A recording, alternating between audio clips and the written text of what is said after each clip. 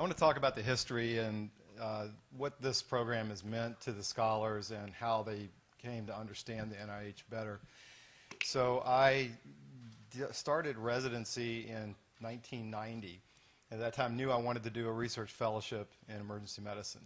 And there were almost none that existed at the time. There was one in UCLA, and this is about the only one I knew of, one Jim Neiman ran. Chuck Cairns actually did it. And at that time, there was another one getting started by Jay Falk in Orlando. Now, I don't really like Disney World, so I didn't want to go to Orlando. And I actually went to Carolinas Medical Center because they were planning on starting a research fellowship there. And I knew that if I didn't go and get a PhD, I could actually do a research fellowship. So got in early, and the only other person that I knew in 1992 that did a research fellowship was John Younger, who then went on to Michigan, had several R01s, well known to many folks. And so he and I used to get together, he and I have coffee, and we would be the two research fellowship trained people at the SAEM meeting. There was not that many. And then things started taking off more in the 1990s. I got on the research committee in about 95 at SAEM. And around that time, maybe there shortly afterwards, Roger Lewis took over as the chair of the research committee. And that was the first time I heard about the need for us to go to this thing called the NIH and to try to convince them that we needed to have our voice heard and we needed this thing called emergency medicine. We didn't get emergency care until about 20 years later, but emergency medicine needed to be represented at the NIH. At the 1997 SAEM meeting in Washington, D.C., Harold Varmus came and spoke. He was then the director of the NIH. And Dr. Varmus was very kind to come and speak to us in emergency medicine, but it was pretty clear he didn't know a whole lot about emergency medicine because he gets up and the main thing that he has to say to us is about the television show ER, the one that starred George Clooney. That's how he got started. And he said, the really good thing about your specialty is that the TV show has shown that patients really need to pay attention when they have stroke symptoms. And this is what he says to the group. And remember, Scott Severud stands up and he says, do you think we'll ever have our own, I think he said, Institute of Emergency Medicine. Scott Severud was the president of SAEM then. Dr. Varmus basically said, no. That was pretty much what he said. Everybody wants their own institute. Sit down. He was nice about it, but that was sort of the start of things. And then subsequently over the years, there began to be more and more political penetration at NIH, and I think it just shows the value and the importance of advocacy because it took about 10 years until around 2009 that we started getting some traction.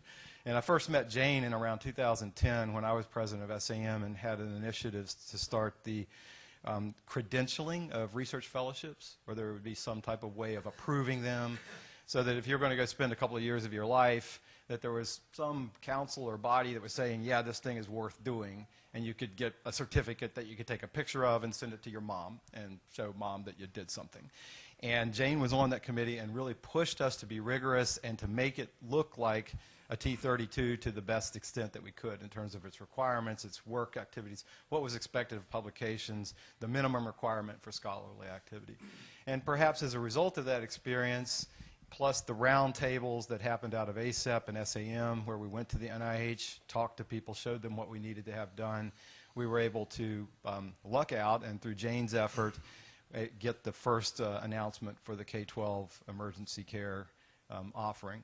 And then subsequently the second offering, which we don't know if going to renew or not, but it's going to be up to us to go to NIH, to go to the heads, to the people that make the decisions on funding, to show what this has done. And it's made approximately 30 new scholars. Now the problem is these people are so rare, they go out and get into their departments and like boom, they get made chair or some thing that just takes them out of research. So the more we put in, the more they sort of get flushed away. So we need more than 30. We need more like 10 times 30. I mean, think about it. How many cardiologists are there in the United States? Maybe about the same number as there are emergency physicians. And they have 40 T32s, maybe 40, and we've got 2.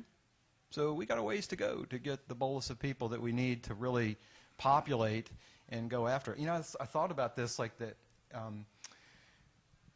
ATS started a new journal, Annals of Thoracic Surgery, or Annals of Thoracic Medicine. And that journal went from an impact factor of 0 to an impact factor of 5 in a matter of a couple of years. Well, the reason it does it is they've got this long culture of training people to do research. They just have a much higher ratio of research being published that's being cited by each other in the community.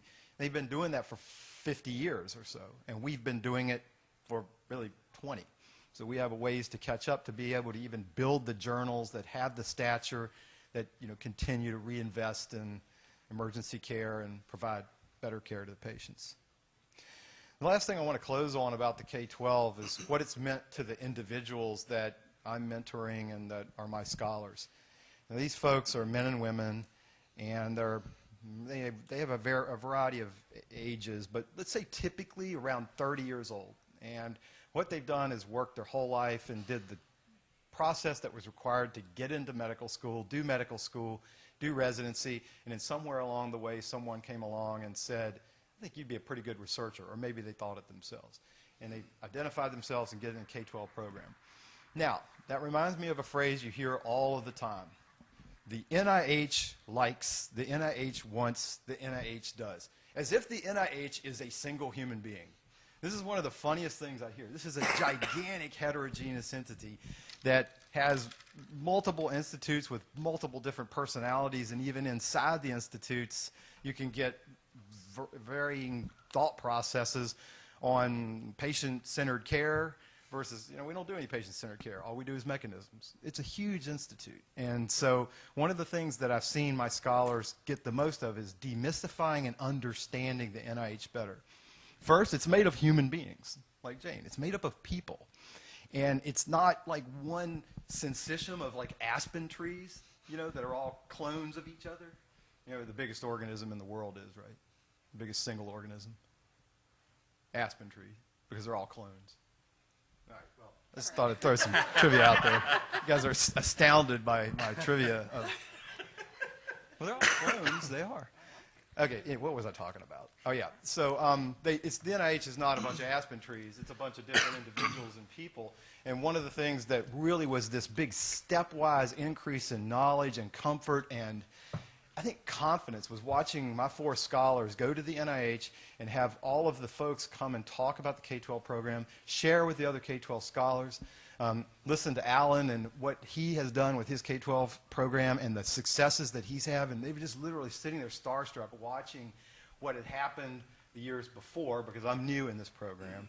And then they also got to meet people from the NIH and understand how it works and kind of like get in the inside story, like the VIP tickets to the backstage and sort of see what's happening. And I've seen them now. They come back and they're talking to me about RFAs and showing me the FOAs that they got on the circular that comes out every Friday. And so they're starting to speak NIH language. So that's probably, if I say any one thing that's been the most important, besides the funding, besides the structure, besides the training, is their knowledge of what you have to do to succeed in terms of getting NIH funding. And so that brings me up to the end of what I have to say, which was the ancient history and then the present history.